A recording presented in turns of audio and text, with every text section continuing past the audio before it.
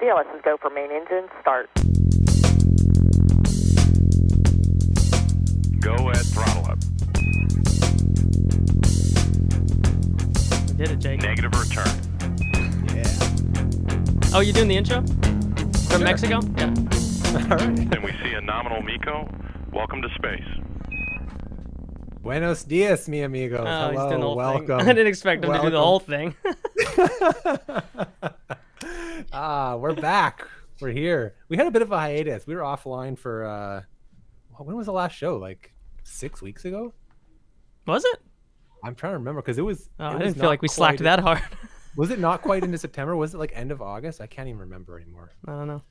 But that might be just me because I did a lot of stuff in that time. Yeah, you've changed your entire lifestyle since then. So I turned my life upside down and shook it into a different garbage can, and then I am here. So this is the first Off-Nominal for my new studio here in beautiful Yucatan State in Mexico.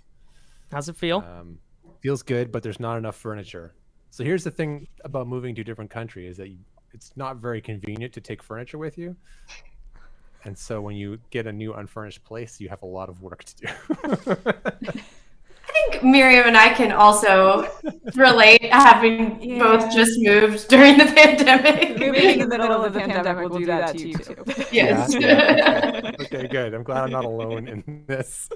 But it's good, man. I'm really excited to like get back in the routine because it's been a little, it's been a little messy for me at least. But And we are here with two Off-Nominal legends, I will say. yes, Loren Grush has returned to the space beat. You're back. Your first I'm week back. back, right? And we're catching you here. Yeah, it's technically my second week back because I came back last Friday for a one-day work week. That's the way to do it. Yeah, it was a strategy. Not sure it worked very well, but it happened. Ease in. That's the way. Yeah, exactly. Yeah. And Miriam, you're back very quickly. This might be the quickest return to Off-Nominal of any guest. So No, I'm happy to be here. I'm happy to be back. I don't think I was able to even like talk about the podcast with you guys last time I was here. So it's good to yeah, you were not, but the reason that you in particular are an Off-Nominal legend is that you came on the show, we had a great time, we developed a whole bit about the SpaceX play place, and then you told that to, I believe it was the mission manager at SpaceX. I did. And I felt like listening, I yelled because I was so excited at that moment. I was hoping that would be the reaction. I really glad you guys are really like this. Like they're so really hating me for it. It's one of the two. Yeah, no. Why would we hate you for that? It was number one, it was a fantastic bit. Number two, it's totally accurate.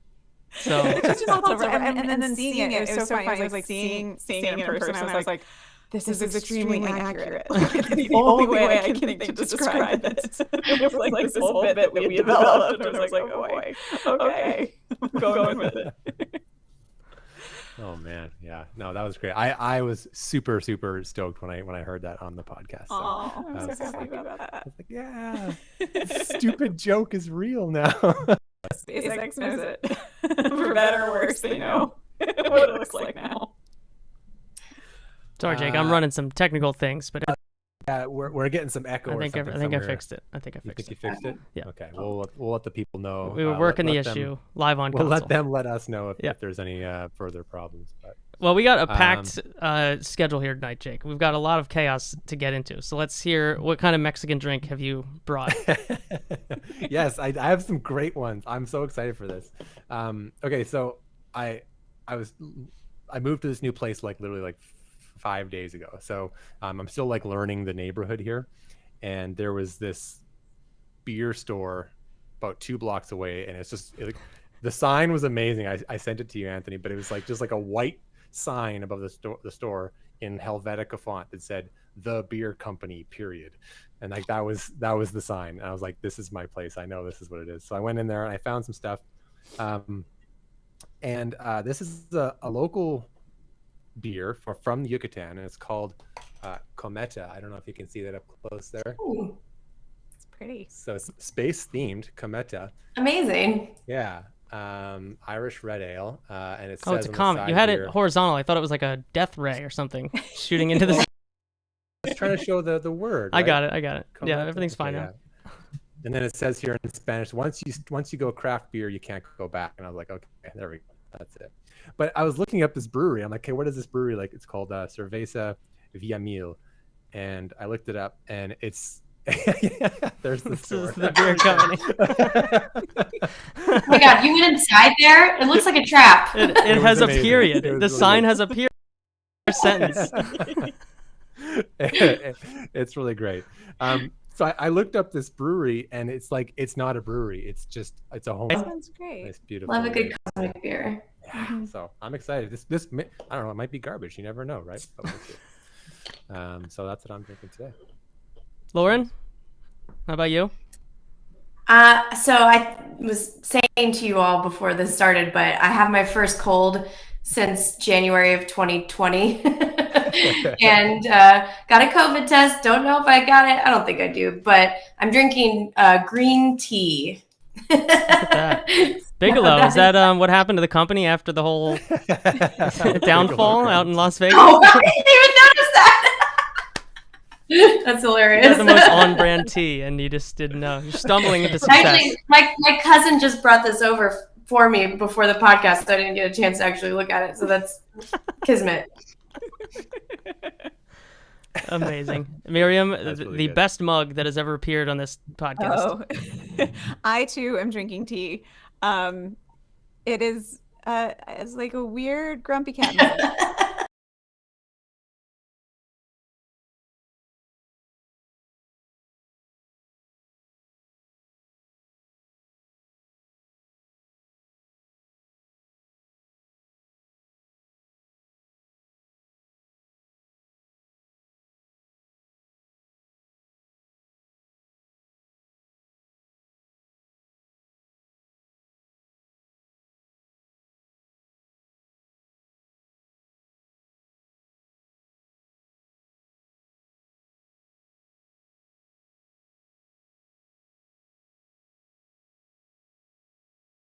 We're losing audio. Oh, now. audio's back. Audio's back. Audio's back.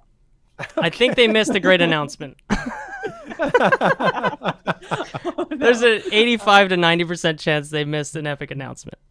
Got it. Okay. Sure. Well, I'll say it again then. I'm pregnant, so I'm drinking tea. Out of the epic and mug. Yeah. So in solidarity with Loren for very different reasons. And that's, yeah. And I'm not pregnant. I'm pregnant with virus. You're growing many I'm virus cells. growing- You are replicating, but Very different type of replication. Yeah. Jake, I've got me a nice bottle of Barolo here.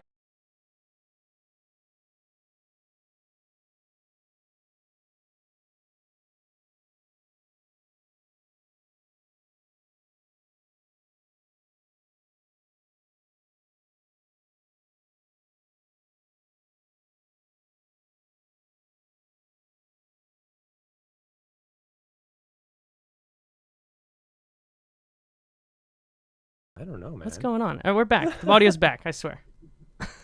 I'm not switching shots ever again on this show. We're doing a 4-up for the rest of the night, I swear. Okay. Cool. Great. All right.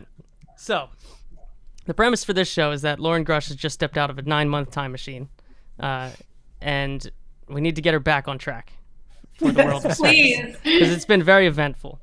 So Yeah. I went through all of the headlines of the year. I've scrubbed through all the documents that I do for headlines, pulled out important storylines. So I thought it would be fun to start with just a quick game. If you can, as many as you can name, the companies that have went public via a SPAC in 2021. This is the worst thing you could do to me. Name some satellite companies. Any of them. Pretty much, you'll Yeah, nail but it. I know of rocket companies who. Yeah, they're in the list. I got everyone that went via SPAC. There's 1, 2, 3, 4. There's like Rocket 8. Lab, Nailed it. Virgin Orbit, Nailed it. Astra. Nailed it. Mm-hmm. Now you're That's as tapped far out as of the I you're tapped out of the rocket companies. Yeah, I think that's as far as I go. All right, then we get into the imaging. We got Black Sky, Spire, Planet, Satellogic, and Redwire. So there's your SPAC updates. You're back. No offense to the satellites, but Just not your beat, not your favorite beat. no. All right. Well, I mean, it's like my beat, but financial, like this, I'll give that to Michael Sheets. he covers all the stacks, you know? Yeah. That's a really good quiz for Sheets. Yeah. SPAC beat's a rough one. Yeah. All right, so I got a a series little of. dry. It's a little dry, yeah. Jake, I was wondering if maybe you could catch Loren up on some planetary news. We had like everything arrived at Mars. You left, and everything arrived at Mars. Yeah, I was okay with missing that. I had to handle all of the launches last summer, and that nearly destroyed my mind, heart, and body. Mhm. So I was happy to miss all of the landings. The landings were worse, Loren. Yeah. I It was a was lot worse. exhausted in February. I was just absolutely spent in February. I Yeah. just couldn't believe it. I mean, for the Mars podcast guy, it was like the freaking decadal Super Bowl. It was like there'll never be that many Mars events in the same week ever again, ever. So One can hope. Yeah. Okay. So Is there anything of planetary. note? Like, what should she know about this? Because Perseverance went great. The hell. Oh, I've got one thing that you should know. This is a thing that is important. Bill Nelson, the administrator of NASA, will always, 100% of the time, refer to Ingenuity as that little helicopter. 100% of the time. I can't remember the name of it. So yeah, I think it's that's. just You a think that's what little it is? He helicopter. just forgets it. I don't know, man. It's like he's kind of an old guy, right? And it's like sometimes in the olden days, that's just how you refer to little things, you know. It's just, oh, it's so cute, like, and the little helicopter, you know, like, oh my god. Wow, you do a pretty good That's- Nelson cadence. You just slow down. That's all you Yeah, I have to guess do. that's It's true. really easy. Uh, I mean, like watching him at 1.25 speed is optimal. Like it's just it corrects Yeah. all of the difficulty. It's that is a requirement. 100% required. any other well, Curiosity did bang its instrument on a rock. That's one thing that happened. Oh yeah. That one? Right. Yeah, fill her on that. What was it useful? Should they have done it? No, it was an accident. Oh, it was an accident. Okay, I think I missed the storyline as well. It was very quiet. They don't like to announce those ones, so That's good. That's a good off nominee. The other off nominee was Insight. If you remember this spacecraft that is sliding into the night, it at one point to revive itself dumped an entire scoop of dirt on regolith. People can get mad at me for that. On where did it Itself. tried to land on the solar panel to shake some regolith off. yes, it did. My So God, things poor went great at Insight. Mars for once you left. Insight's I had think- a rough time. I think Insight might be my fault because I've never been more like involved with a launch than Insight. Like I followed it as it as we you rode in the transferred it plane, to right? California. What's that? You rode in the plane, right? Yeah, that was actually one of the cooler experiences that I got to do. But then I was there for the launch where you couldn't see it at all. It was just all fog. And then I was there for the landing. And I think that's probably the most I've ever done for a single mission, you know, all the way through. And so I think because of my involvement, I might have transferred a curse of some kind, you know? Yeah, I mean that mission's it's had some challenges. So But then I also remember, I'm not totally out of it, Perseverance had an issue with its first scoop, right? no, it was a fortuitous sample acquisition of the Martian atmosphere. Oh my god, I loved that spin. I loved that spin so much. I loved that so much. I put it in a story. I was like, you know what? Like, sure. Wait. Sure. Was this a joke you made or did NASA say that? No. NASA. This was NASA. In a press release, they were like, "Oh, we were gonna get a sample of the atmosphere anyway." Yeah. You can't fire me. I quit. Yeah. Well, the funny Wow, whoever came up with that I deserves some kind of PR prize. yeah, no kidding, right? The funny thing with that is that like it is like a 1,000% spin, but it's also true because like the atmospheric science is like, great, yeah, we'll use that, sure, bring it back, absolutely. Yeah. No problems with us. That's fine. Yeah. Oh man, delightful. No, It was good. It was very funny. I mean, because you've Yeah. never heard them talk about like getting a sample of the No, atmosphere of course With the not. drill? It was Yeah, not like, with the drill system. Incredible. Yeah. Like it's just incredible. They've been very like on top of the messaging with this mission in the early time. Like it's a lockdown system, and they're very, very careful about it. And so like I'm still haven't got a good answer on that whole sample thing. Like I'm just like, why did you automate it all? Like, why wouldn't you check before you sealed it? Well, so we're just gonna. Jake learns a little programming, and here he is, just. Yeah, I don't know. So I'm gonna work on him still for that one, but we're still. That was like weeks ago, and I have no answer yet. You mentioned that you transferred some sort of curse to Insight, and there's people in the chat wondering if you've been anywhere near James Webb Space Telescope. I have. I'm so sorry. Yeah. So the good news is that it's on its way now. So like things have gotten together since you've been gone. Well, So okay. far, How no about pirates this? either. When I did see it, we had a lot of glass between me and the telescope. I've never been in the clean room with it. I was in the clean room with Insight. So maybe whatever happened, that was enough of a blockage to stop the curse. So you were not the person who left a wrench in JWST. No. I don't even own a wrench. So. That didn't happen. That was a fake thing. I just wanted to see if you were alarmed, because on JWST has had like some bolts shaken loose in it. It's had some things go shaky. So I don't think I've talked to a single person who has followed JWST who is confident about the launch. And I don't mean that in a bad way. It's just like there are so many variables to that unfurling process that I think everyone just knows that we're not going to sleep for weeks after gonna be that. It's not very just the stressful. launch. Yeah. Okay, hopefully, great. Hope the launch works, as always. Which is not guaranteed. Yeah, and then it's like, oh, but like, wait, it has to like get 1 million miles from Earth, and then it has to like do all this stuff without any input from. I'm not It's a gonna clencher. do for sure. well with it.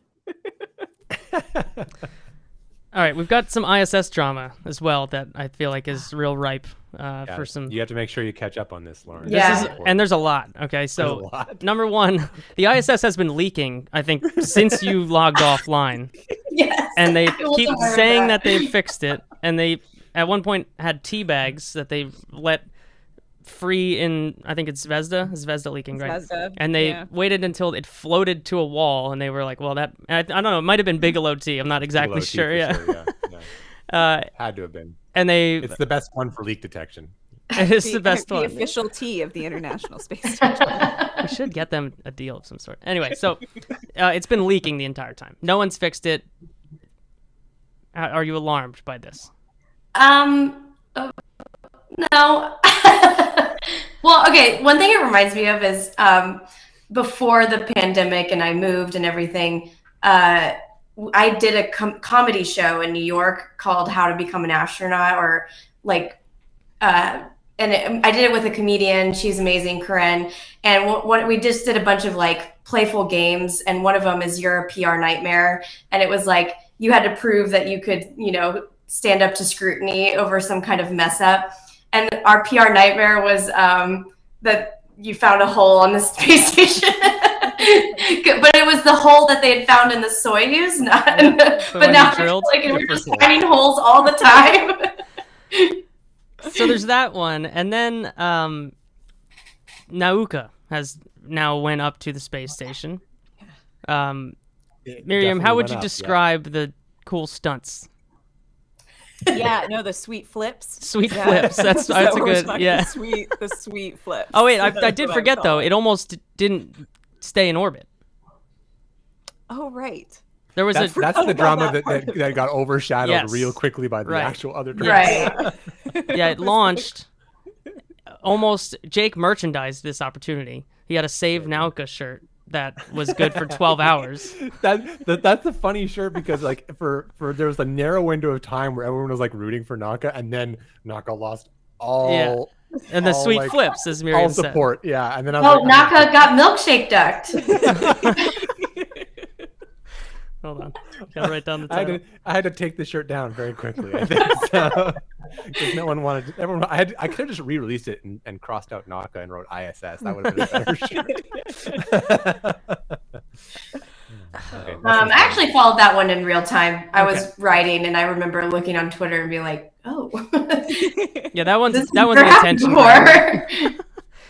And so the result of it was that it was aggressively trying to undock from the space station. And I just find that so disturbing, like at its core. There's something about it that, because it wasn't that far from. Yeah, that was fine. Everything was fine. It was 45. It was just 45 degrees. Yeah, just Astronauts 45. were But then never it in came out to be like way more than that. It ended 45 degrees from where it started because Yeah, it right. went all the way Oh my god. Sweet flips. It was not really a joke. I was sending Anthony screenshots from that old N64 video game, 1080 snowboarding. That's what I was sending him. That's right. I was like, we're halfway there, man, halfway there. Someday when those astronauts retire, we're gonna hear about what it was like. I know. I'm just like waiting for the book. I'm just Yeah. like, someone's gonna put it in the book. Where they just saw the Earth going through. Did someone look out the window at that? Like, what? Oh my happened? god, that must have been insane. Yeah. It's been just terrifying. It's like, it sounds really scary. In the wake of that, Dmitry Rogozin on Twitter called Bill Nelson Sleepy Bill. Also fake, but here's what he did do. He did blame Eric Berger for the invasion of Iraq and Afghanistan. I did see that as well. That is an actual thing that I happened. missed this one. What happened I missed with that too. Yeah. I did not see that one. Lauren is more up to speed on this situation I than guess you I two was are. a little more online than I should have been. I am not super connected to the little fight going on between Eric and Dmitry Rogozin right now. Yeah, I'm not either. I think I somehow have missed this one in the Twitter replies. Oh, man. I just saw that he replied to him once, and it was Oh, about, no. It was several times through different replies to other people. And I think Eric offhandedly told someone that Rogozin can't come to the U.S. because of the invasion of Crimea. And Rogozin decided to tell Eric that he can't go to Russia because of his decision to invade Iraq or something. That's the gist of it. I think I might be getting some details wrong, but that's an actual thing that Dmitry Rogozin, the head of the Russian space program, tweeted. Well, I mean, it's not that much of a reach because, I mean, Eric is in Houston. Houston is where George Bush is from, and That's George true. Bush did invade Iraq. It's only like It's 1 like degree one apart. Illuminati party away. It's like one Kevin Bacon away from invading Iraq. I'm from Houston too. I mean, it could be Lauren. Also her fault. Oh man, okay. That is quite. It's getting hard to tell the fake stories from the real stories here. I mean, that one sounds pretty fake. Still. I felt like the funny part is like the tweet that is less believable was the real one. Yeah. That's the disturbing part of that. What else should we? Oh, the green run, the SLS green run. Oh God. The irony of the SLS green run is I was like an hour away from it. I guess I didn't really tell everyone what I did this past year, but I left New York last September, went to New Orleans for a hot minute because that's where my parents live, and they had a condo that we could stay in. And so New Orleans is not that far from Stennis, and I almost made the trip out there, but then I was like, I don't know if they'll just like let me stand on the side of the road and watch this thing. And now I'm in Austin, but yeah, for a brief minute, I was pretty close to Stennis and Michoud. Well, did you know that you had 2 chances to go to the green run? Yeah, I did. Okay. And I skipped both. Yeah, of you them. missed 2 times. Oh man. I respect that choice, honestly. You were not there, Miriam. You did not make the trip. No. I can't remember exactly what month it was. We were already in Nashville at that point. I live in Nashville now. It was like February, March is like when it was going on, right? Yeah, it was pretty early.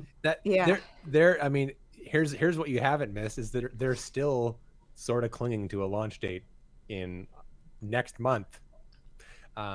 Which is not going to happen. But they're like slowly. Like, do I have to book a flight? It was so funny because like that was back in February when they announced that the Well, when the test failed, like when it didn't go through the 8 minutes, right? And right before that, they had just said, we're all out of margin. There's no margin left in the schedule. If anything goes wrong, we're not making November. And then like the next day, that test went wrong. And then we were all asking them, and they're like, no, it's fine. We're going to be fine November. We found And margin. We just like kept asking them. And then like, it's still like only last week, Bob Cabana was like, it's probably not going to be this year. It wasn't even like for sure it's going to happen in February. It was just like, yeah, probably not 2021. Okay. We haven't announced any new Everyone dates. else knows that. So. No, why do you think they haven't? What's your theory on this? Why they haven't? Yeah. I think that they don't know. Haven't gotten around to it? Like, like I think it's literally just like, okay, we need to like solve these problems and then we'll figure it out. Like, Yeah. I think that that's literally just like putting off the PR of it. Because I mean, it's the same if thing you for have to announce a 2024. delay. Like, I also wonder if everything. that's a better strategy, because I just remember getting so frustrated with those commercial crew dates. They were just so unrealistic, and they keep changing them, you know. And it was like, that's not true either. And it was, and for a while, it was kind of just like, why bother? You know, if they're not going to be any close to reality, then maybe just say TBD, you know, until it is actually somewhat close. I think that makes perfect sense, especially just like with, I don't know, like with something like 2024 with like the moon landing hopeful idea. Like it's just at this point there's so much working against it that's like it's obviously not going to be in 2024, but we can't say what date they're aiming for because they haven't told anybody. So it's just it's an interesting thing. I hope that they wait. I actually do. I agree. Like, I hope that they just wait to tell us until they have like something more firm. Yeah. I figured it was tied to the lander because they're waiting for some moment where everything unravels and they say, well, the lander's not going to make it till 2026. So Artemis 1 is now 2022 and then we'll re-baseline it. Then they can blame it on the continuing resolutions or whatever. Yeah. You know what I have found interesting is now that they've chosen SpaceX's Starship for the lander, that has now become 2024 has now become a rallying cry for SpaceX fans. And so when you say you doubt the 2024 landing, you're saying you doubt the SpaceX will get to the 2024 landing. I've seen a noticeable shift about that, and I thought that was a unique. And by that, really do you mean you've gotten some tweets? It's like, what do you think? What do you mean by that? Well, I said something a couple of months ago. I was like, "Oh, are we still pretending 2024 is going to happen?" And I got a lot of hate, not like from probably the same people who would have agreed with me maybe last year, you know. And it wasn't even directed at anybody. It wasn't directed at SpaceX. It wasn't directed at, you know, any contractor in particular. I just thought that was interesting. Was it a bunch of Twitter accounts that had Starship in the profile picture? Probably. And then a Bitcoin address in the profile? Was it some of those guys? Oh, man. Yeah, but now we can be like, but the spacesuits. Yeah, it's the spacesuits. That's the like problem. SLS and maybe Orion too. Like, I think the spacesuits were always were never not a big problem. I remember writing about this like when they first announced Artemis. I was like, so what are they gonna wear? We all need suits. You can't just go onto the moon in like clothes. You could. It would suck. I mean, like, you wouldn't have to go outside. You could just sit in. It's like going somewhere and stay in your hotel room the whole time, though. It's like a bit rough. You did miss a ton of Starship stuff, though, Loren. Were you keeping up on these flights? Yeah, I'm excited now because I'm in Austin, and as they ramp up towards their first orbital flight, I really do plan on being there for that whenever that takes place. Yeah, you're not there. But yes, catch me up on all the Starship stuff, if you can. Who's a Starship fan? Well, I have the list. I wrote it all down. You wrote down all the. So you're the fan. Yeah, I wrote it. You should. All right, we got the one with the list. I mean, should we do another game show where we match the serial number to the result? You mean like the numbers of the spaceship to what happened? Absolutely. Like Starship serial number 9. Does anyone remember how this one resulted? How this finished? So serial number 8 was the one that almost landed, and that was last year. And then serial number 9 fell over or blew up. No, you're thinking of a later one. Hold that. Keep that one. Stifle that one away. Which one was the one that got them in trouble with the FAA? Was that 9 or was that 8? That was all of them to some extent. Yeah. That was, I think 8 was the one they launched against the will of the FAA. Which one was the one that they landed safely? No, it's not there yet. We're doing serial number 9. Okay. How did this one end? I'm mad at all of you because this is the best ending of all of them. Because it just. Oh, is this one that exploded and shattered like parts all over the desert? No, that's later too. This is the one that landed on its back. Like it did such a crazy flip that it spun out and landed on its back, and that one also exploded and landed everywhere. So that is a factual thing. Serial number 10. Proved yourself to be the number 1 Starship fan. Oh, I just wrote it down. I just looked it up. Serial number 10 is Jake's favorite per his answer. The funny part is you all guessed different ones. Yeah. So serial number 10 was Jake's favorite that landed, waited 8 minutes, and then exploded. Yes. Oh my God. So I loved that one. Round the horn. Did it land? Yeah. Yeah. It landed. Yeah. It landed. It didn't. It exploded, but it landed, but it was not a success. It landed, but it was not a success. It can still land and not be a success. The landing was a success. Every rocket that's exploded has landed too, so that doesn't really. I mean, soft landed. It soft landed though. It did. Okay. I think my favorite thing though was Dieter, one of my editors, was like, "You always have to stay for the post-ending credits." Oh my God! For the post-credit ending. At the end. Yeah. To that point, this I think was my favorite Starship landing because Starship, the test, because I had my kid and we were watching it together. He's like 2.5. And we were watching it and he was like, "Ooh, mama, rocket," and was talking to me about it. And so I was a little distracted and I was a little bit late in getting my story live. So I got to see it explode before we published my story. We didn't have to do the updated at. Yeah, so you have to do the beautiful. update. It was just, I loved it. I loved every second of that. I was so grateful to have been on parenting duty at that moment. So that's fantastic. Thank you, Simon. Serial number 11, Lauren's favorite, that it obliterated itself in heavy fog. So the Schrodinger's Starship. This one made a lot of people mad because they're like, "What happened? Did they blow it up? Did it blow up?" It just blew up. Yeah. It just doesn't blew matter. Yeah. I don't want to say it's my favorite. Yeah. To avoid the tweets tomorrow, I'm just saying it's the most memorable. I like that you think you would get tweets about picking a favorite Starship. Because you might. I mean, because you would, yeah. And then serial number 15, they skipped right on, and that one worked. That one still exists.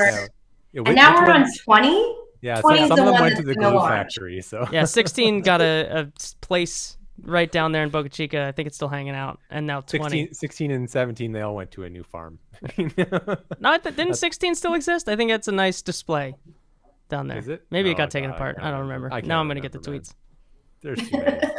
But yeah, 20 exists, and it got put on top. They made the largest rocket that exists, stacked it. oh right. It existed for about 12 minutes, Yeah. and then they took it off, and then got some good photos. For That the photo's gram, gonna and live then- in infamy though. Yeah, it is. Very much is like, oh, that's how you built the Brooklyn Bridge. Like that's what that looks like. yeah. All right, here's what will be helpful for me. What all we got to do between now and launch? What are all the tests that need to happen from now? Oh yeah. I feel like Anthony, you know this. That would be helpful for me too, actually. I'm just gonna write Isn't it this just down. paperwork? Like figure think out it's this just whole paperwork. environmental situation? No, we've got plenty of tests, cryoproofing tests and static fire tests. I'm not. and Lauren, that. don't get me Yeah. wrong. Don't get me Yeah, wrong. we're not those guys. We have people that keep us up on that. yeah. We made a There's channel people in our for that. Discord where they post these updates so that we can read them and synthesize. I need to call Tim Dodd and just be like, Yeah, what's he'll know. what's He'll give you the whole list. Tim Dodd will know Walk me which through it. engine is at which stage of development. He'll be Yeah. like, well, listen, B boost, our Our boost boost. 7 is it's in the left back southwest corner of tent 2 right now, and Oh my god. they're worried about that one, but I think they're gonna get under control. Oh, Yeah. bless him. Someone man. clip it, Bless send him. it to Tim. That's good. Yeah, no, I think there's probably a bunch of those tests, but it's the whole environmental thing that now as a new, once again, Texan. Are you going to be submitting some public comments? You should go to the thing. You should go to the thing. Oh my God, you should go to the thing. Wait, when is the thing? Where is the thing? Is it in Texas or is it like in Is DC? I would expect it to be in Texas. Yeah, I'm It's an assuming. environmental review. Oh no, it's, Isn't it like this week? I don't know. Lauren, you got a new. We've just assigned you this story. Yeah, I still have a book to write. When is the thing? You Hold on, should I'm go looking submit it a up. comment about the bird or whatever that's going to be in trouble from it. Mm-hmm. There's a there- bird. is It's there Lauren's in favorite danger. tech. But they already happened. Oh. I thought they extended it. Oh, you're right. Hold on. This is from, Was it that they September. extended the comment period though?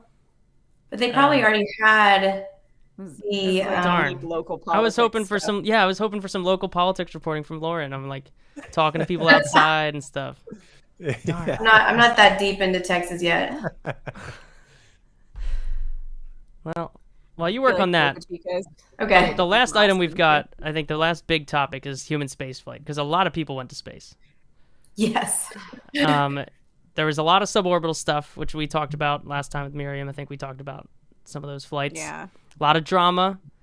A lot of hot feelings around those suborbital flights, and then all sunshine and rainbows around Inspiration 4 of late. Yeah. Miriam, you were the closest to this mission, and it was Yeah. the sunshine and rainbows that it seemed like the wide reception of this one. Like, how do you feel about the difference in the way it was received? It's been really interesting. I mean, it's like, I think that a lot of it is that people just have a lot of feelings about Jeff Bezos. Like that's, I think, where most of the big feelings came from with the suborbital flights this summer, and just like his sort of bombastic thing with his flight. I think that kind of like stoked the fires of the internet and created like just The perfect storm. the sort of like just like the terrible thing that all of us witnessed with that coverage. But then by the time that like Inspiration 4 rolled around, like it was funny. For a lot of the time I felt like I had been for the podcast second season of How It Happened from Axios. It's weird. It's like you're here to talk about it or something. Like, That's funny, right? Yeah, I'm it's like weird. looking at It's weird that we don't want to talk about it at all because we definitely want to talk about it. No, so like for much of the time that I was following them, it felt like I was like one of the only people that was following them, because it felt like such a it's weird to say this about a SpaceX mission, but it felt like an under the radar like mission, because like so what was interesting was like so much of the air was sucked out of the room by these like big suborbital flights that once Inspiration 4 rolled around, everyone was like, oh, like normal people, cool, like billionaire I haven't heard of but seems to want to do some good in the world, like sure. Like it was very funny, like to contrast the reactions. I feel like it was harder. It was harder to have feelings about Inspiration 4. Yeah. Whereas it was way easier to have feelings about Jeff Bezos. Yeah, You know? you could come at it with any bias that you had, like for Jeff Bezos. But like Inspiration 4 did it in such a way that it was like they tried to kind of like anticipate whatever criticism they might get, like that it was just a joyride for Jared or whatever it was. Like the man didn't take his friends, like he took 3 people he didn't know. He took 3 strangers to space. So I mean that's something. 3 days in that Anthony tiny, described it to tiny me capsule. as threading the needle on being a billionaire, like just between like, you know, getting the fact that he is just kind of buying, like he was playing make-believe astronaut, like that was what he was doing, right? And yeah, and that's cool. But then also adding all the good stuff in there is like just perfectly, you know. he found that sweet spot. Yeah.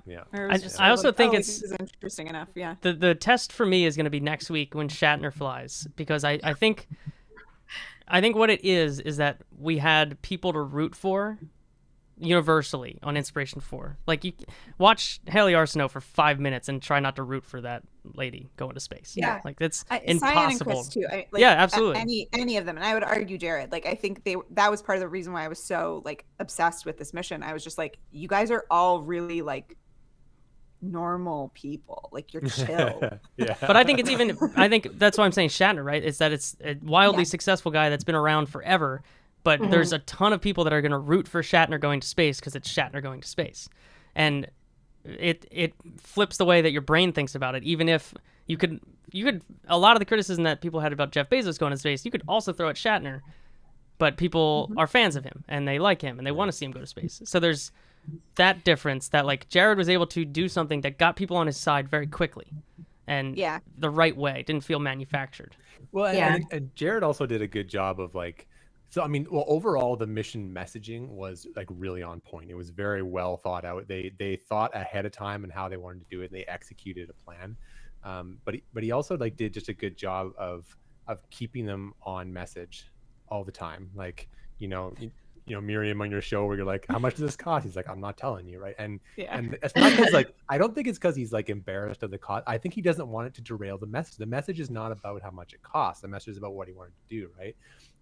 And so even when you have a character to root for on the New Shepard flight, like Wally Funk is awesome. Like that was so cool. She got to go to space. Yeah. But it's so hard to be excited about that when like in the next breath, Jeff Bezos does like a tone deaf thing like, thank you, Amazon employees, you paid for this. Like, oh my God, dude, like, no, you can't. Jaw dropped when I heard that. Yeah, that was right? quite a line. It's hard to like balance those things together, right? I think another thing that's interesting is that I'm sure it was probably easier to be cynical towards the Blue Origin flight because of the outsized amount of coverage about it. You know, like all of a sudden Anderson Cooper cared, you know, all of a sudden all the major anchors were down in Van Horn, you know, and then you have Inspiration 4, which I think is objectively harder to do and harder to pull off. And you didn't have nearly as the same level of attention. And so I think it just provides this skewed idea of what private space is to the public. It's like, probably if you ask the average person, everybody knows that Jeff Bezos went to space this summer. I doubt everybody knows that the Inspiration 4 mission happened. Yeah, it's definitely true. It's also interesting. I think part of it was also tough, like from the Inspiration 4 side of it. Like, I don't think they were able to like rustle up as much media coverage as they would have wanted. And like part of it was sort of like the deal that they had made with like Netflix and sort of being on lockdown while in Florida because of, you know, just like being with their families and like trying to get ready for space. So they weren't as like out there as maybe they could have been. But it was just, it's really fascinating to see the difference in coverage for sure. Yeah.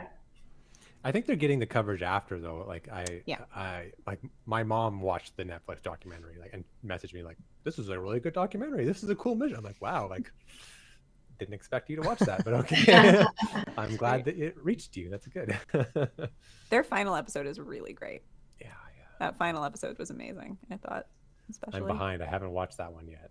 That one's I was a big fan of that one. It was just cool because like I don't know, they had a ton of access at the end there. It was like funny to watch the first few episodes because I was like, oh, like I know all of these meetings. Like I wasn't in them, but like I like know I like can track what it was. The funniest thing is you can see me and a producer and the airplane hangar for the fighter jet thing at one point. Oh really? Yeah. I'm like in the background looking like a troll, like, like right here, like following around the crew. All right, Netflix star Miriam Kramer. Right here. Yeah, you credited? Did you? Definitely not. Aww. Is IMDb publicly editable? Can we go and watch that? You're credited in my heart. No, thank you. But just know I was there. I was there in Montana watching them fly these jets. I do want to, this is like, we're late enough in the show that I can do my pick, which is Miriam's podcast, because I absolutely loved it. And I found it interesting to compare to the Netflix series in that the added like glitz and glam of a major video production, I think makes everyone feel observed in a way that they don't feel as human as you walking around talking to them, or like the little moments where you were sprinting to get to the Tesla and you were like out of breath, but you put that in the show. Like all of the moments that you're talking from someplace or you're just talking with them feels like completely unguarded, and you really got the feeling across of like you're friends with someone going to space and what's it like to talk to a normal person going to space. And I don't think that came through so good in the Netflix series. Not bad, not in a bad way. I just think this is like an audio, as a person who likes an audio medium, like it feels much more personal. So Yeah. I feel like maybe you also, you mentioned that you felt like you were watching Friends to go to space by the end. So Yeah. it's interesting to know, like, I guess I'm wondering how long the series took, not end to end, but like with them. Like how much did you know them? How much time did you know them before they went up? I mean, so I started talking to Jared in February. I remember I had my first conversation with him. Also, that was really kind of you to say. That makes me very happy. So I started talking to him pretty much right after the announcement happened. Like they announced February 1st, and I talked to him like I think the next day, and I sort of immediately was like, "Oh, I think this is a podcast," and I like pitched it at Axios, and I was like, this guy is really interesting. He's not what I expected. I expected sort of this like, bombastic billionaire, like what you would think. But when I talked to him, I was like, you're like kind of a normal dude. Like you're just easy to talk to, which shocked me, showing my bias a bit. So we started talking to him in February, and then we started talking to Cyan and Chris right before their announcement. So I think that announcement happened at the end of March. So I think I started to talk to them like a week or two before that. And then I talked to the three of them in separate calls pretty much weekly through August.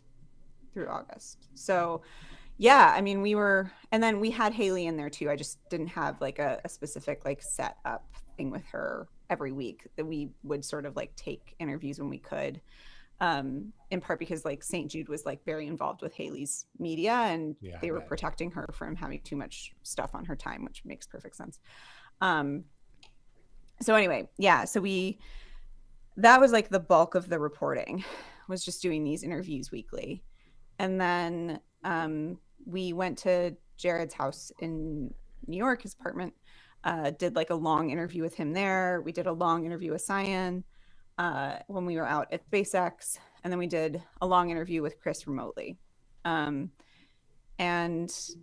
like I don't know, it was weird. I met Jared's wife. I met Monica. I met Chris's wife, Erin. Like I like felt like I felt like I know them.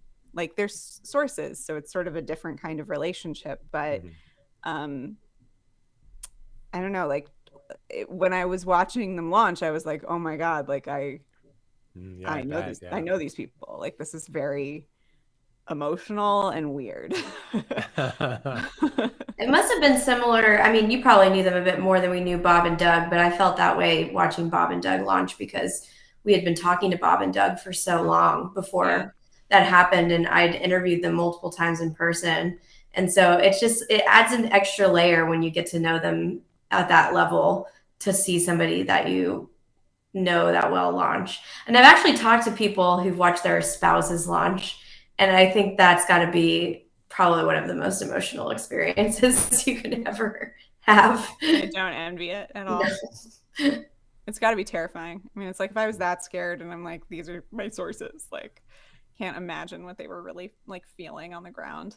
Yeah. There's that. Yeah. This is not a spoiler alert, but there's a moment in the Netflix series when they go up onto the launch tower, and there's a moment of Chris and Erin. Did you say his wife's name? Yeah, Erin. Where they're talking, and this is like the reality show feel to the series that I was like, okay, it's interesting. But there's a moment when they're on top of the launch tower, and it hits Erin really hard. That like, holy shit, we're really high, and there's a rocket that's going to go right here, and you're going to go to space. And that felt like the most real moment of the series, where, because it's never like the grandiosity of any given moment that it makes it hit for when you get into situations. Not that I've been in a situation where I'm going on rocket, but like it's the little mundane seeming things that make it feel crazy. And I'm sure from up there, when you've got like the VAB there and the scale's wild, and there's like, you can see all of the rocket launch pads on all of Cape Canaveral. That's a crazy moment. Also, it's cool that you can go on the roof of that launch tower. That is cool. Yeah. that's like exactly sort of what we wanted to do with the podcast. It was like, to me, it was always like this actually very small story about 4 people doing something really wild and extraordinary. So that was like the grounding focus for us the whole time. I don't think that the Netflix documentary actually like had the ability to do that. Not to say like I really enjoyed it. Like I'm not saying it's bad. It's just that it was telling a bigger story than those 4 people. Right? Yeah. And for me, I had the leeway to tell the story of just the 4, of just sort of being like really hyper focused on them and not necessarily telling this big story about how we're all going to space or, you know, that was like a grounding thing also. But anyway, thanks you guys. The we're all really going to space thing has been bugging me because it's not even that accurate on this particular mission. Yeah, no, it's not. Yeah, that's I mean, that's that story that's like both you have to tell it that way even though it's wrong. Like it's like, okay, no, space isn't now like open for business and like get your ticket here, go on down to the SpaceX booth at the airport. Like that's not how it is. But it also is like the road to that is this road, right? Yeah, so, like, absolutely. I'm not fighting that. It's you just have like to tell it that way, but it is kind of funny. Yeah. It's definitely closer, but Closer. I don't imagine I will go to space. I think that's a pretty fair assessment, you know? Yeah. I actually might bet money on Loren Grush going to space. I'm not sure, you know. Would you? I guess would you? Like, I'm putting would you aside in my bet. Oh, I mean, I've always said that I would probably accept if that was something that was. If the next billionaire is like, I want to take a space journalist.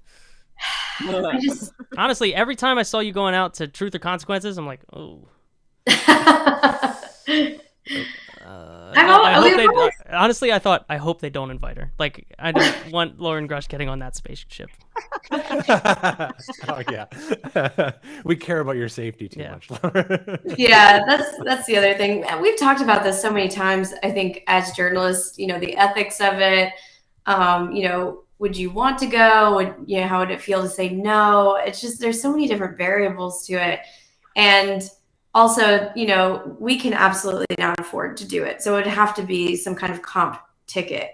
And how do you is that ethical? Do you disclose it?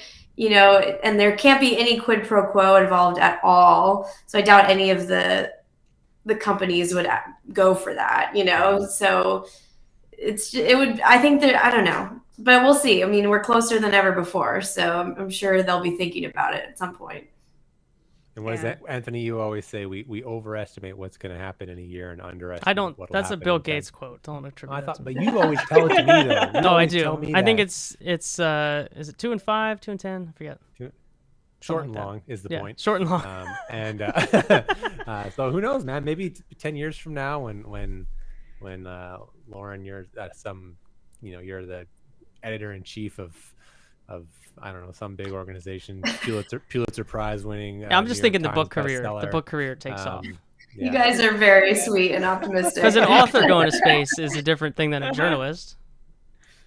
That's true, actually. Wait, what did you say? An author going to space is just an author going to space. It's not a journalist. Yeah.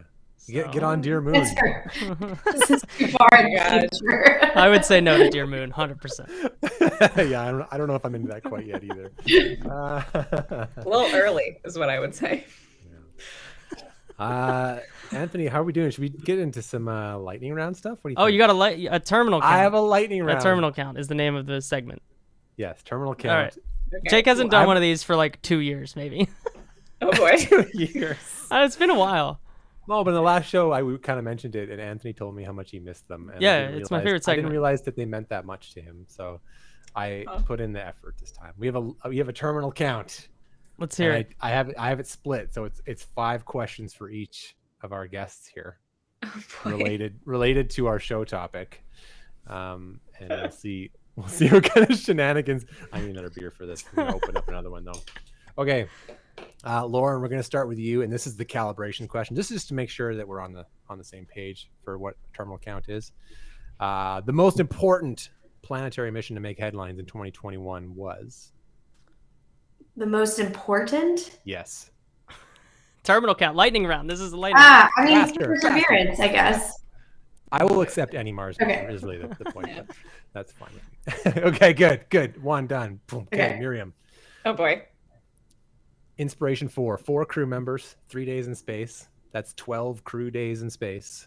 How many poops did they have? Oh, I hope the number was 0.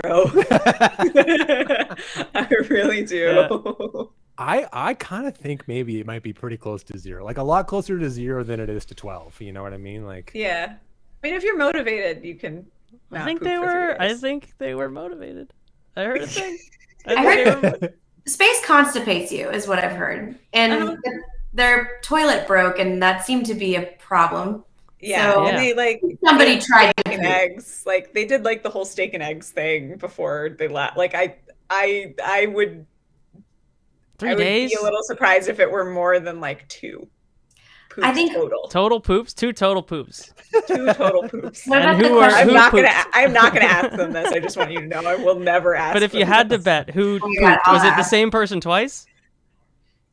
I am not going there, sir. You cannot bait me into this. Same person twice. I think the question is how many upchucks were there? That was more. I bet there was more. Yeah, more. And the thing is, if the more you upchuck, the less you have to poop. So that's really it's true. You got to clear it out one way or the other. All right, Loren. What space venture should Robert Bigelow pursue next? Ooh. What are the chances? Amazing. I think maybe green tea. Green tea in space. Acceptable. Yeah. 0G infusible. Because I don't think you could do a tea bag in 0G. No, I guess not. I think it would need to be some sort of like French press kind of situation. Or you could use a spoon and you'd have to swirl it and it have centrifuge. A tea centrifuge. Just constantly. This is a problem for Bigelow to solve, not us. Yes. When we book our flight, that's our experiment: is how to brew tea in space. Space tea. I would have also accepted those little Mylar balloons you get at birthday parties. That was also. Miriam. Okay. The inspiration for mission's nickname was the blank show. What is blank? The blank show. Blank show? Wow. Yeah. It's a nickname for the inspiration for mission. Official or a Jake nickname? Nothing is official on this. I don't know. Okay. Yeah. What is it? The correct answer is the Haley Arsenault show. Oh. That would have been the blank show. The blank show. Yeah. Right. I'm giving her credit for that one because you said one blank. Okay, all right. Yeah, no, maybe if you'd said 2, I would have thought. It would have immediately. It clearly wasn't the poop show because it was only 2 poops. It was not the poop show. Loren, how many Atlas V's did Amazon buy to launch their Kuiper project? Oh God, this is cruel. That's a great question. You know, I actively tried to avoid work. Yeah, I know. That's what makes this question so good. I want to say 10. Oh. The correct answer was all of them.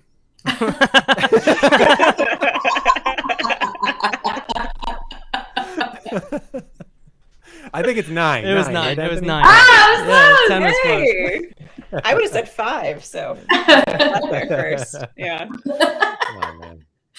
Okay, Miriam, there were a lot of space firsts made claim to by the Inspiration 4 mission. Yes. Which ones were lies? This is why it's my favorite segment. You don't need to bank on any inside information for this because they were just right out there in public, and some of them are lies. So what's one lie that you can that you're is it the all civilian nature of it? That one's on the fence. That one you can make some arguments for, but I think I definitely heard them say that it was the highest orbit since Apollo 17, which is yes, true. They Definitely did say not that true. though. They did Shuttle say went that. higher than that more than once, Mm-hmm. Mm-hmm. many times. Yes. I also heard youngest person in space a couple times, which might have just been sloppy. not It's sure. youngest American. Youngest American in space or youngest American? It's youngest person American in orbit. in orbit. Yeah. Yeah. It's Youngest like- person, right? In No, orbit. it's youngest person in orbit then. Youngest Wouldn't it person be? in orbit. Youngest American in orbit. Why? Who orbited? Who was in younger? orbit? Who was younger I think than it was, her? one of the early Soviet cosmonauts. Oh. I think Oh. German Titov was like 26 or something. Wait, but then Yeah. still not American. It's still Right. Oh, yeah. That's okay. what I said. All right. Yeah. All right. Fair enough. But you know who Haley beat out? Sally Ride. That's true. Oh, She was previously the youngest American Wow. in orbit. didn't know that. Yeah. Yeah. Yeah. Wow. Haley That was a Show. very informative question. It's almost like I'm writing a book about it. Yeah, right. We're getting to that. That's the next segment. Lauren, the most exciting upcoming launch in 2021. What is it? Oh, absolutely. James Webb. But I think that's a trick question because it might not actually launch in 2021. The correct answer is Arca 10C. That is. Oh my lord. the Oh my correct- God. If the stodgy Romanian bureaucrats let them just Free get to Arca. work, you know. You got to make a free Free Arca Arca. shirt. That's perfect. You got to make the free art. Just cross out Nauka. Like, perfect. in a cage full of Yeah. water. It's great. Oh man. Okay, Miriam. Photographer John Krause chronicled the buddy. mission on the ground, but he did not go to space with inspiration for. Is this A, an injustice, B, straight up crime, C, completely unfair, or D, all of the above? It's all of the above. It's obviously all of the above. They had room. They could have put him in there. He It's may a not have pretty had a big seat. cabin. Mm-hmm. He may not have had a spacesuit, but John would have done it. Yeah, he would have done It would have that. been like that scene in Contact where she wasn't supposed to have a seat the whole time, and it was actually Exactly. But that's John. That's John's seat. He was meant to float the whole time. It's perfect. No, All right, gross injustice. to Gross our injustice. guy John Krause. Straight up crime. Okay, 2 questions left, one for each of you. Lauren, when the movie The Challenge comes out, currently being filmed on the International Space Station with acclaimed actress and director from Russia, when The Challenge comes out, how high will the tomato meter read on Rotten Tomatoes? Great question. Great question. I'm gonna say, let's do 64. All right, we gotta write this down Wow. so that we can You check. write this down. Okay. and let's see. It's good. It's not a splat, but it's like Yeah, what's yeah. fresh? Oh. Is fresh 60? It's like what? What's fresh? What's certified fresh? I think if you're over 50, It's right? just 50-50? Okay. I feel I like think that it's should be over 60. 50. I feel like 60-40 would be more fair, but that's okay. Okay, so 64. They're gonna be like, was it necessary to go to space for this? But it was still really cool. yeah. Yeah, parlay love bet. it. How much time of the movie is filmed in and around space? Like, do you think it's going to be a quick segment, or is it going to be like half the movie? I would say I'm gonna say like, oh wait, wasn't this answered? I think it was like 40 minutes or something. Oh, wow. That's pretty long. I thought I saw that. Yeah. Don't quote me on that, but I think I 40 is saw good. Yeah. 40 minutes of footage in space. Yeah. Yeah, It's yeah. so funny. I think it's like the tomato meter is gonna be like around like where Lauren said it. Well, I think that's a great prediction. But then the audience is gonna be like 99 or Oh, you think it'll be something. mobbed? I think it's gonna Yeah. be like way up. Like it's like it was in space. I mean, But the also- thing that makes me think that is that Thomas Pesquet is still on the space station. And I Yeah. think if anyone can save this movie, it's him. He's gonna star, and Yeah. it's gonna be a. He's got some comedy. hijinks up there. And you can Yeah. also count on Putin to mobilize the bot army to. Yeah, rank right, that that's a good stuff. point. Right. A fair point. Solid point. Yeah. Okay. God, how Uh, tragic though if it was like 12%. Like, what would be the? It's like, why did we spend all this money? I mean, I don't know. Not everybody. I know loves why. space. Yeah. You got to beat Tom Cruise. There you Gotta go. beat 'em. Yeah. And they are. I made a very salty tweet about that the other day too, and it's a good tweet. Lauren, apropos to your book too, because like I there- actually just wrote about it when you were tweeting about it. It was like, oh my gosh, it's history repeating tweet. itself. Amazing. Yeah, you two are on this podcast that broke the news that Tom Cruise is going with Axiom to the space station. Oh yeah. Yeah, thank you, Yeah. Jim Bridenstine, for Thank you, Jim slipping Bridenstine. and giving us information that was not supposed to be public. Good job, Jim. Nailed it. But yeah, so that actress on ISS, only the second woman that Russia has sent to the ISS 20 years ago. One professional right. cosmonaut and one guest. That's who they've sent. We have as many on this podcast as Russia has sent to space. Mm-hmm. And yet they have all the big women firsts. Mm-hmm. Right. They do, yeah. Yep. All right, final lightning round terminal count window question here for Miriam. Lay it on me. This one's a bit of a sappy one. You ready? I'm ready. How many times did you cry watching the Inspiration 4 mission? In person, Netflix documentary, listening back to your own audio. Oh. I know. Me and my producers got choked up, putting the episodes together. Like there were a few times where we got pretty like emotional with it because it's like, I don't know, you hear like Chris talk about his kids and his wife, and you're just like, okay, it's fine. For me, it was watching Cyan get selected on the video call on the. Oh yeah. I was like, I'm out. Like, Yeah. The Netflix series generally I hits pretty hard. Yeah. Yeah, I know. I cried a lot. I couldn't tell. Is this tend to because I had a cry. kid now? Like, was that hitting me different? Yeah. Because it's a definitely. rough series. It's a pretty rough series if you're putting yourself in these situations. It hits really different. I watched the video of her, not of her. I did see that where she was told, but when she told her friends over the Zoom call, that was the one that to me I was like, oh my god, Yeah. Like having a dream like that for your whole life, and then getting to tell everyone that you're gonna do it. That's so cruel. Yeah. I remember I got choked up with her during our like long interview at one point because she was talking about how it's like she feels all of this pressure and all of this weight as like a Black woman doing this and like it wants to be an example and wants to be this role model. And I was just like, oh my God, like this is so powerful and emotional, and like so many people are going to hear like themselves in you, and it's just, and I think that was like true, especially with Cyan. She worked so hard for so long to like go to space, and so I'm gonna mute myself. Sorry, my cat. We have a surprise guest on the show. But she's worked so hard to get to space, and it's like, I don't know, I feel like I had dreams fulfilled just by watching her fulfill dreams. So it was very sweet. But yeah, I lost it there for sure. Yeah. And then anytime Chris would talk about his family, I would just be like, oh no. Oh no. His reaction on the Zoom call when he gets told that he got selected is hilarious. It's so relatable. Like, he's like, cool. Like his reaction was like, nice. Great. Yeah. Nice. Yeah. I like space.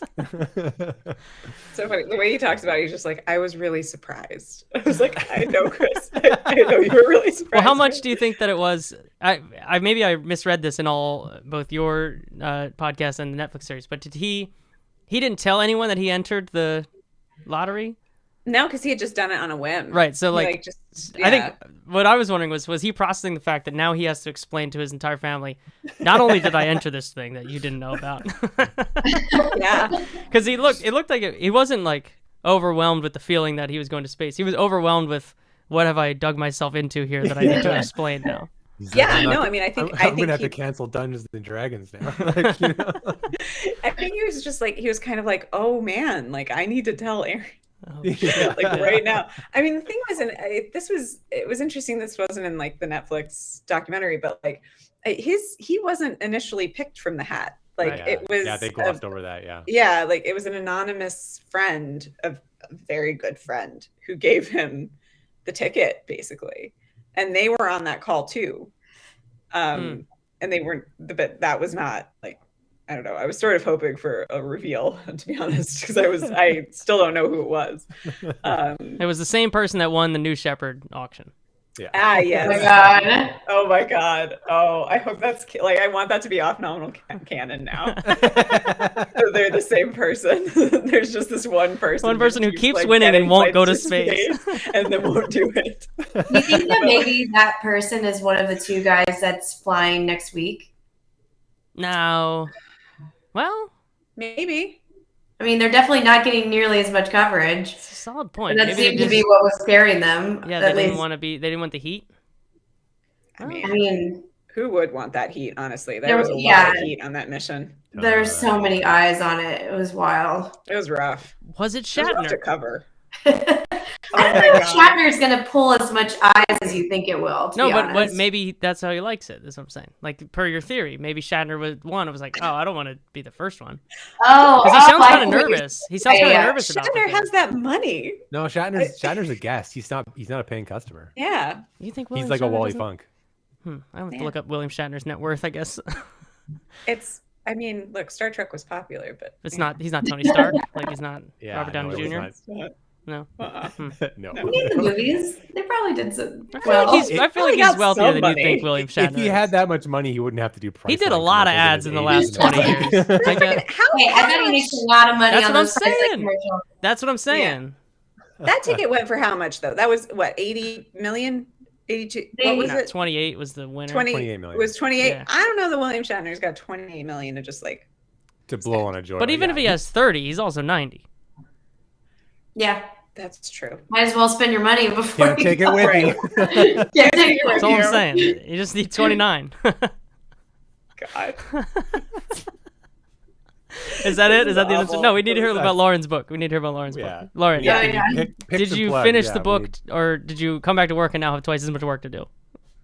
The latter.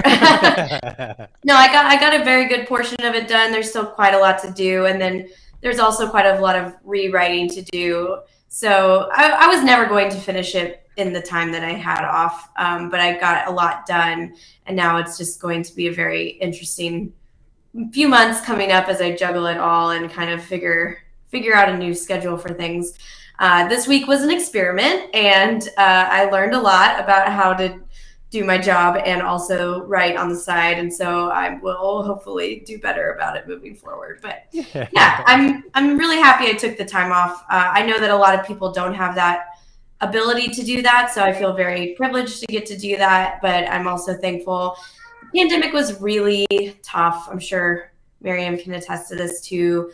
You know, when it came to our jobs, we didn't really, there were a lot of people who had breaks to kind of relax and just, you know, take a moment. And I felt with journalists, even though we wrote about space, it was still very much like, okay, well, you don't have an excuse. Like, your job is online. You know, just feel you need to keep going, and we need to tell everybody, you know, what's going on with COVID and stuff. And so it was kind of like pedal to the metal all throughout the pandemic. Hi, Fimby. Amazing. I love it. He was fine until just now. But yes, Lauren, you're right. I'm so excited to read your book. Yeah, so taking that time off was also a bit of a mental break too, just from the job that I had, because it was 2020. I thought to myself, I always am wrong about this. Like, I thought this about Trump. I was like, oh, we'll never write about space under Trump. He couldn't possibly care about it. And then it turned out to be the busiest 4 years ever. And then with 2020, I was like, oh, no one's going to care about space because of COVID. And then it turned out to be one of the busiest years ever. So I just need to stop making predictions like that. And yeah. Okay. When's the book come out? right now it's scheduled for 2023. So yeah, I still need to finish the first draft. Then they'll be rewriting. And then hopefully summer of 2023, it'll be out. All right. Right after Artemis 1. It has a name. I noticed. I was sleuthing around online a little bit. Wait. Doesn't it have a name? Does it have a name? I thought it was still just Artemis 1. No, the book, not the Artemis the 1. book. Artemis 1's never Lauren's been- yeah. book. I was like, The tentative title is The Six. It's good. It's a good title. Yeah. That's solid. I've also Six. learned that is the name of a Broadway show about the 6 wives of Henry VIII. It's funny. also the nickname of Toronto, Ontario. Why? Cross promotional potential there. for The you, area Lauren. code is 416, so they call it. Got it. Don't you That listen speaks the to Drake how song? few area codes Canada has. Haven't you listened to the Drake song? Indeed. Oh, I was oh. running through the Yeah, six 'cause he's with from my Toronto. woes. Yeah. Okay. I also refer to 856 as the 6. Little Canadiana for you there. How you like that? Cool. Okay. Picks. Did we even do picks? Miriam's podcast. How it happened. You've done yours. I did You've mine. done yours. Miriam, why don't you go then? Oh, okay. I'll do a quick. I got a quick pick. I have been reading Dune for the first time, and I would just like to recommend it to anybody who has not read it. It is like, okay, Kat, just like literally like about to show his butt to the camera. Like, about to get real inspiration for yes. How many times has my cat pooped in the course of this episode? Yeah. So I have loved it. It's a great book, and I'm very excited for the movie, which I feel is cast perfectly. So I'm really looking forward to seeing it. Yeah, that's. I mean, quick. All right, easy. Dune, the book and the movie. A movie from a long time, book from a long time ago is great. I've still never finished it. I've always started the book, and I'm like, this time is the time. Yeah, it's like I did that 2 or 3 times, and now I've finally gotten through the barrier, and somehow I'm just like, oh, great, just fucking through it. Like, yeah, there's something that happens somewhere. I'll read it in 2023. Perfect. Okay, awesome. Lauren, you got one? Yeah, has a pick ever been Apogee of Fear before? Probably. The only chance would have been when Richard Garriott was on the show, and I don't think he picked it. So. I love Apogee of Fear. It's just like now that they're filming another movie, it's just a great chance to talk about it and watch it over and over again. Oh, amazing! It is such a movie.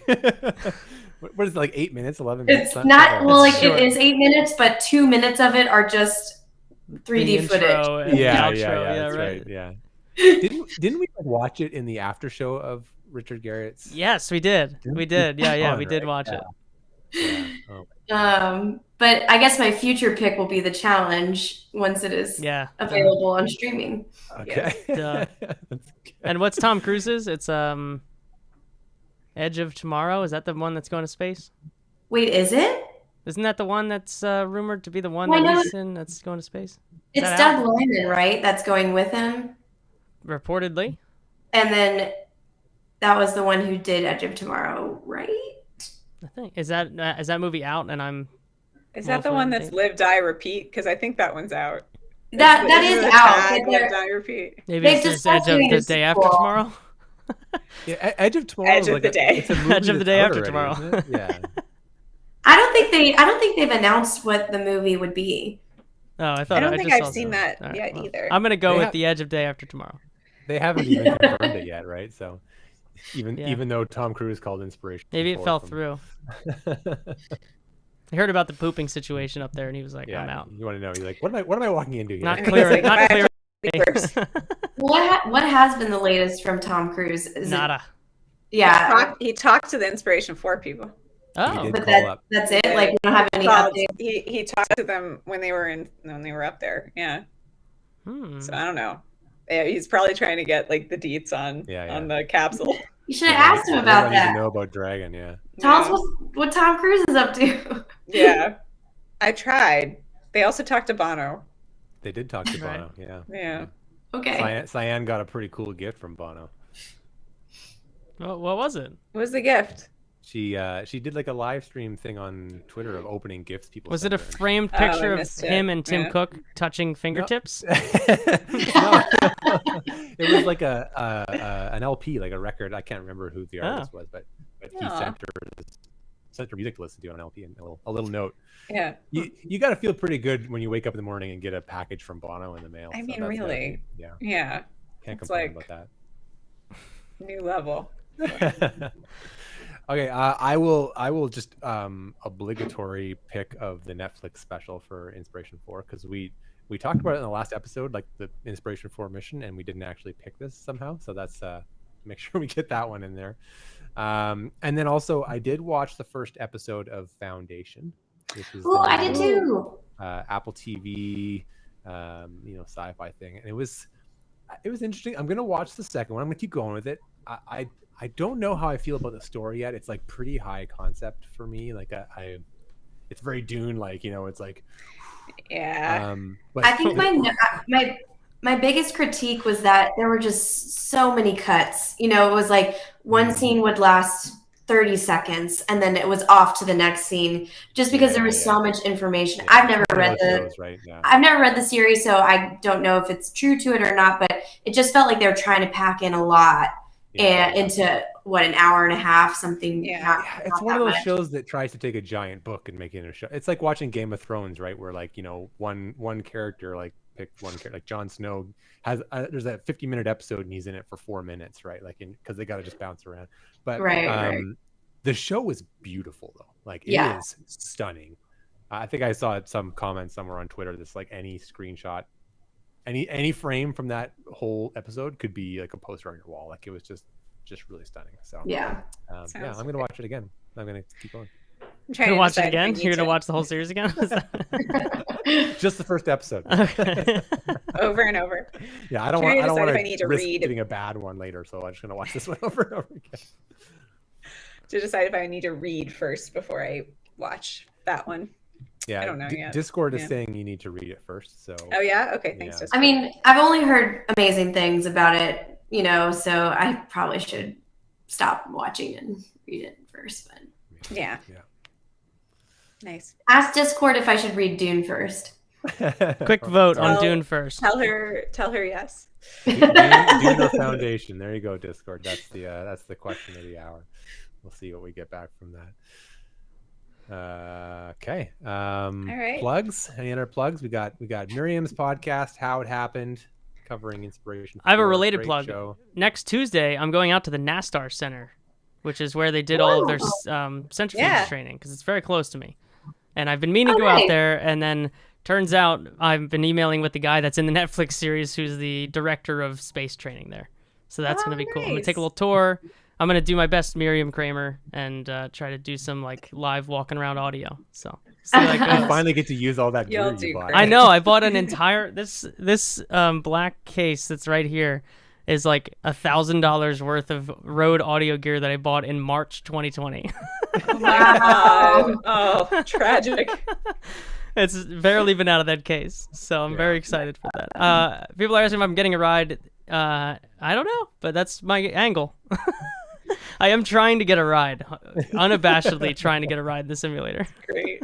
We'd consider doing that for an episode of Spacecraft once, doing the centrifuge. You should definitely do it now that we know Chris threw up on it. That looked rough. I'm not going to lie. I don't get motion sickness, so I am hoping that that's fine. Have you ever been to Epcot and done the Mission to Mars ride? I feel like that's pretty similar. Pretty similar. I haven't looked. Did you ever look sideways in that? I did, and everyone, like my mom, didn't it feel wild. My mom was freaking out. She did not like that at all. But I was like, yeah. Yeah, but it just like spins you all weird. Like, whoa. Yeah. Yeah. It's kind of cool. Anyway, go to Epcot. Oh, we are going to Epcot. Artemis 1. Yes, we are. Be there. Oh yeah. We'll all go on Mission to Mars and look Off-Nominal sideways. lore about Epcot. And oh my God. Yeah, it's related to drinking in Mexico and anyway. So Loren plugs. We got a book coming out in a couple hours from now. So in the meantime, they're just gonna have to satisfy themselves with reading your excellent Verge coverage, which is back. I'm so excited. I had my Joey Loren Roulette Grush moves on to another publication moving to take out a different writer somewhere else. Yeah. Yeah, he was joking with me. He's the space reporter substitute for now. We just watch movies when he comes in. We're like, get back and watch movies. That's what I want to plug. I want to plug how amazing Joey was. And while I was away, I didn't have to worry one bit because he was just absolutely killing it on the beat. And so I'm very thankful. A lot for of him. Scoops. Yeah, he did a fantastic job. So I was going to say, a scoop machine. You know, you did a good job as a space reporter when you were both loved and hated by the SpaceX fandom at the same time. Yeah, that is how you know you've like just threaded the line. Like, so absolutely, he did great. We got to get him on. We got to reach out to him. Cool. I don't have much to plug. So I actually sort of took an unexpected hiatus in September from doing stuff because, well, I thought I thought ambitiously that I would be able to continue podcasting while I moved to a different country and stayed in an Airbnb and all this stuff, but I could not. I couldn't pull it off. I was in this Airbnb. It was so funny, you guys, because I was like, it was an old colonial in downtown Merida in Yucatan here, and it was like 14-foot ceilings. Everything's made of concrete and tile. It was like walking into a tin can. Like you could like snap your fingers, and it was like. Wow, good sound effect. Yeah, so like He made a blanket for it. I concocted this blanket for it, like literally, like because it was this huge Airbnb and I didn't need all the bedrooms, so I tilted up the beds into like a little cube and like made like a blanket for it to try and record some semblance of a podcast. And there was like, it's a busy road, and Mexico is just noisy, like in general, like it's just the default baseline noise level. Mexico is just a little bit higher, and so there was like motorcycles and guys selling, I don't know, bread on bikes, honking horns, and it was quite a thing. So I could not record podcasts, but I'm back now. So my plug is, please, I hope you didn't forget about me. All right. Well, thank you both for being on. You are true Off-Nominal legends, as I said at the front. And hopefully you'll be back in the not too distant future. Yeah. No, thank you. This is helpful for me, and now I'm all caught up and I can actually do my job now. Yeah. Yeah, when Bill Nelson drops that little helicopter, you'll know exactly what he's talking about. Yeah, me and my cat are very grateful that we got to be on your show. Thank you. It's always great to see you guys. And Lauren, I love you always. Bye, everyone. 1, 2, 3, 4, 5, 5, 4, 3, 2, 1. End of test. Your cat loves being on Off-Nominal. Because I'm pretty sure your cat was on Off-Nominal last time as well. He was. He's just such a dick. He's such a dick. It's like so insane. I love him very much, but I also like would like to murder him sometimes. Anyway. Thank you both. That's all cats. That's all cats. Thank you guys. This was fun. Thank you. This was so great. You guys are the best. Right Cheers. back at you. See ya. All right. Appreciate it. See y'all. Bye.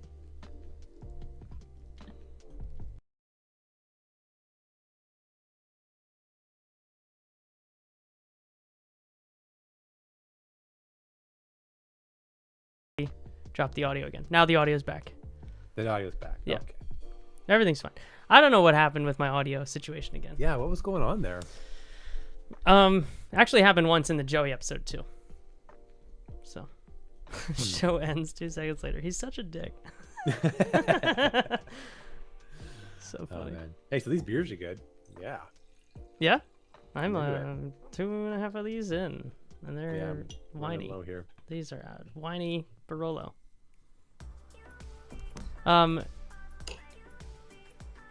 What other order of businesses do we have?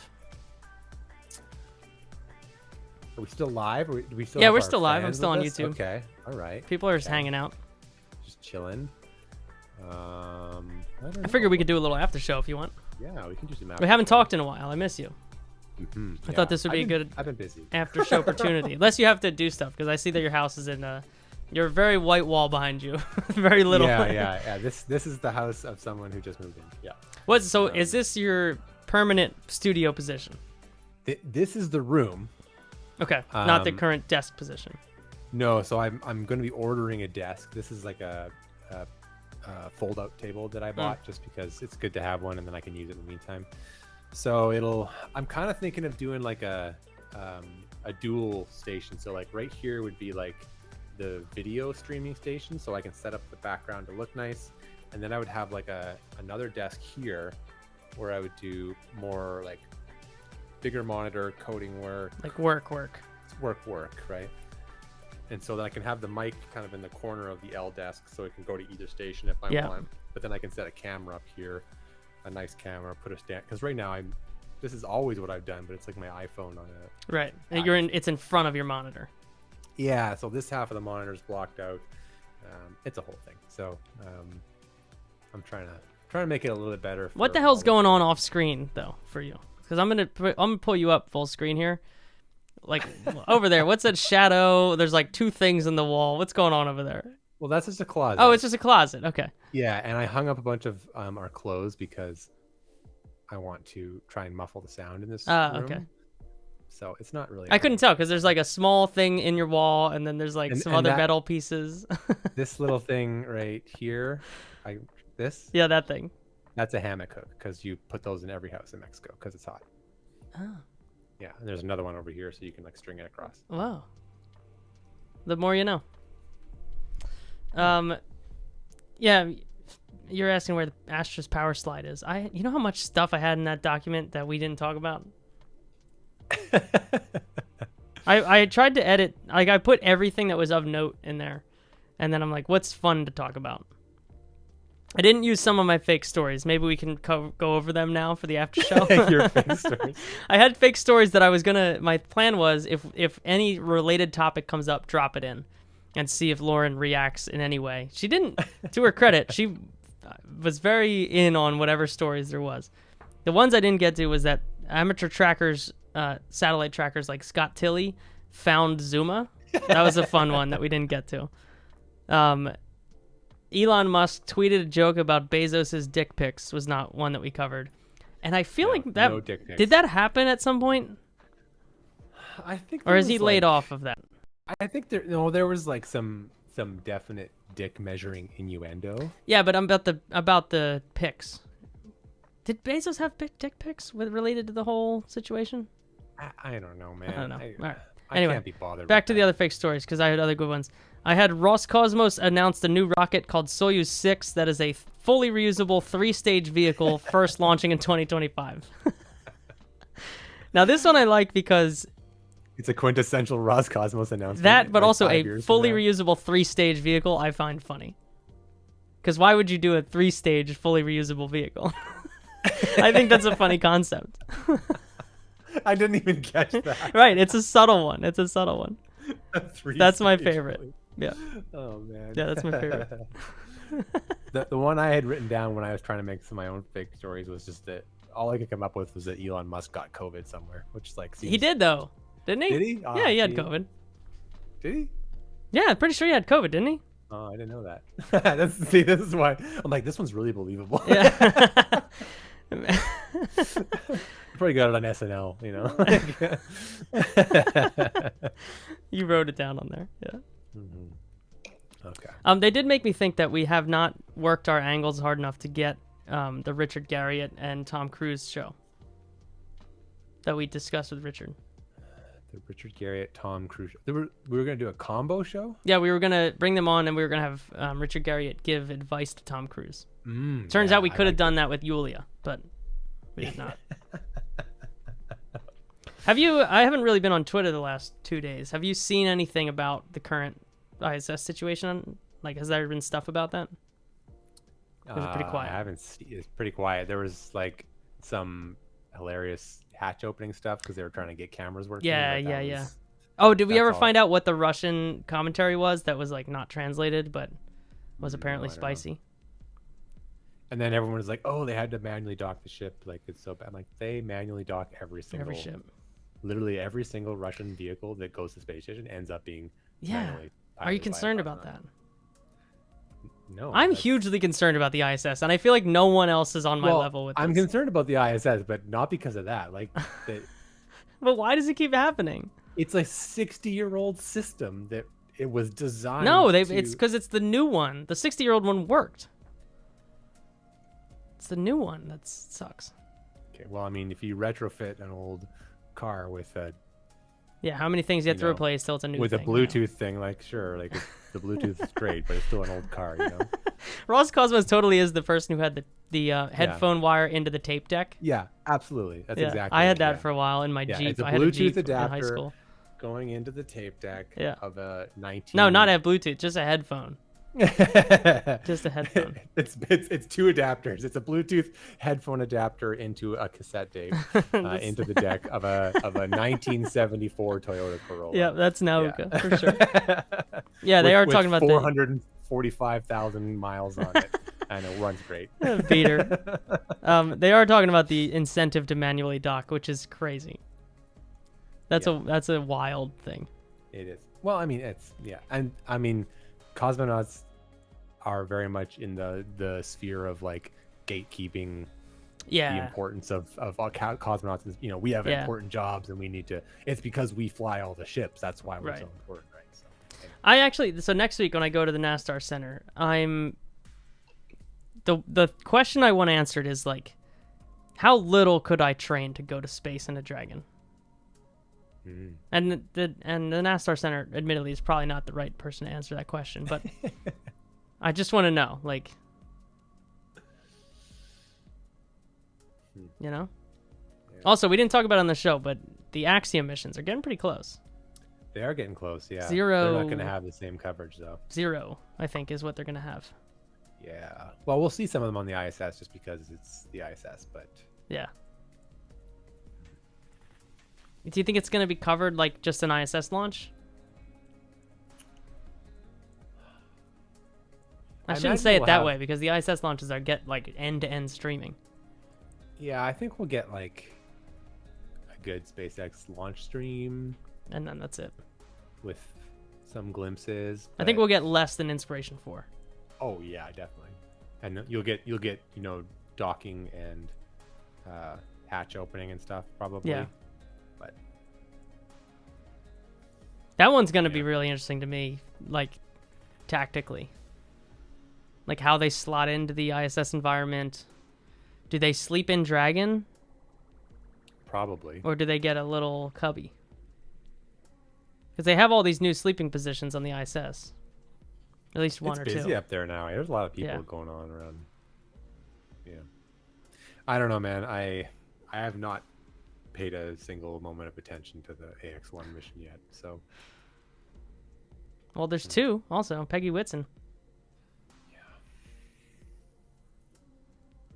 Time to get on that. I'm just starting to get catch up. Today was my first like full space day. I woke up in the morning and I was like doing space stuff today, and it was nice. I got caught up on some stuff. So hopefully I can get more informed on what the hell's going on. I think Loren might have known more of what's going on than I did, she read Twitter a lot, unfortunately. Yeah, she was not working. Right. Well, okay. I need to go. Should we wrap it? Yeah. It's good hanging out. It's a great show. Thank you, everybody, for coming. We're drifting up in length. The length is... yeah. It's been a lot to when we get 2 guests on, I know. What do you expect? A lot. Yeah, we put a lot on our plate for this, but I think it's okay. It worked out I great. think we like it. Yeah, they're both amazing, and it's a pleasure having them on. Yeah. Yeah. Thanks, everybody. See you. Bye.